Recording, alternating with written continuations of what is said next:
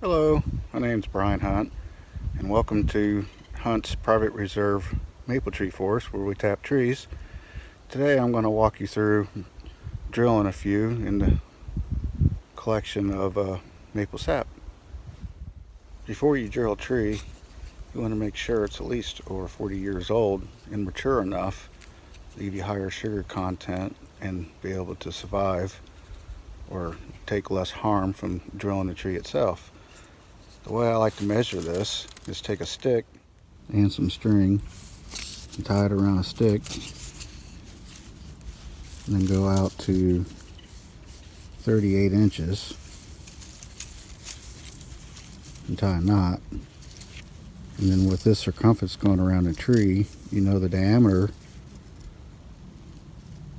of the center of the tree is at least 10 to 12 inches wide. And trees are over 40 years old once they get to that age.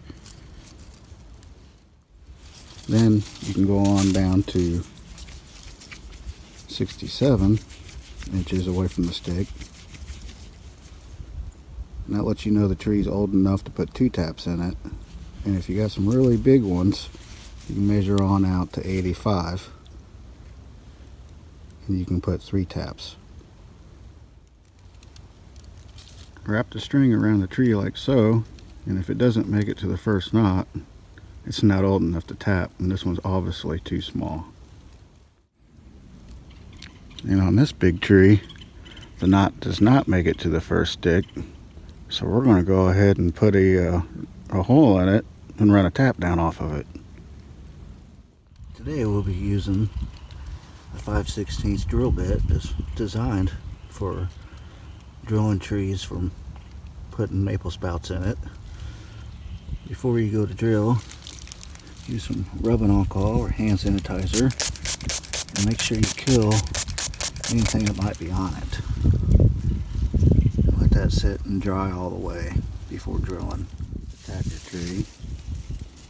I've read that it's best to try to follow these main root lines and going up and tap.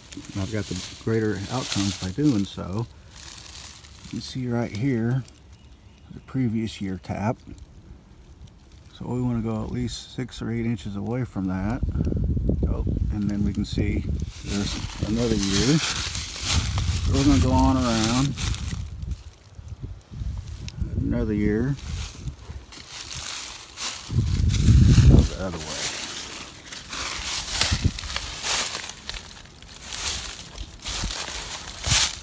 Alright, I don't see anything on this side. See if we can't go off that route. And put one right around here. Depending on how big the tree is, if it was just real close to the stick, I would only drill about 1.5 inches. But given this one's a little older, I'm going to go ahead and run it about 2. I would never go more than 2.5. The thing that's nice about this drill is it really drills in fast, and it leaves me a core sample. Here, I'll show you.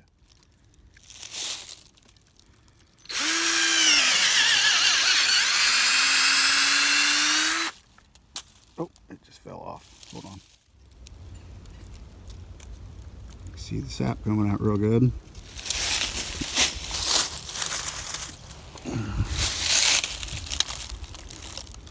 Here's those core pieces. See how it's all solid white? And it's a good, healthy location. Here's one I did earlier today. And you see in here, it starts turning dark. And that's a sign that that tree is infected with some type of fungi or something's going on with it. It'll probably not drain as much as the rest. In your spout, just lightly hold the hammer or mallet and just lightly tap like you're setting a nail before you start hammering. And as you go, you can hear the sound change. Here, try to listen. Here, suddenly it's solid, it's in place. It's better to under tap than over tap. If you over tap, it's possible that you can split the tree like you're driving a spike in it. If it ain't driven in good enough and it leaks, you can always come back and give it another little tap. Alright, now we're ready to run it down to a bucket. It's already dripping. This first little bit, I like to let the line fill a little bit, because there's possible sawdust from the drilling, and then let it all run out before putting it into the bucket.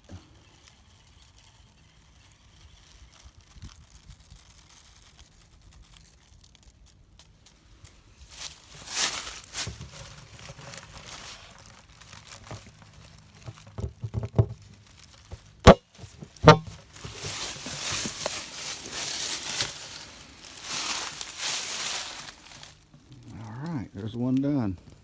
You can hear it dripping. Alright, now let's go drill a couple more. Here's the next tree. Remember to spray your thing every time before. In the previous years, that big root, you go up and tapped it here and here, and there's a couple more going around that way. So this year, let's go on over here and put one right in this area. It's a pretty big foot down there, so it ought to be pretty good. All right, we're going to attempt this one left-handed. Started.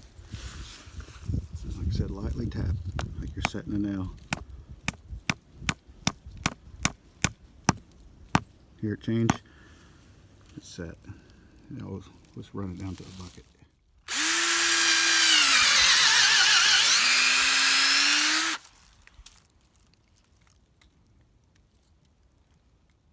Alright, we'll do this one more time so you can get a chance to hear that sound change, so you know when your spout is set. You can do this with a hammer too. It's more of a high tink sound, and then it will be like a little lower thud. Alright, here we go.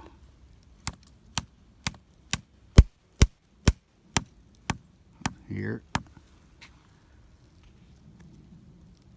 Alright, let's get this one ran down to the bucket. Thanks for watching my little video. I hope you picked up a couple little hints and feel more confident about tapping your trees for maple syrup. And I hope I'll see you guys at the farmer's market, where my syrup will be available for purchase. Until then, live long and prosper.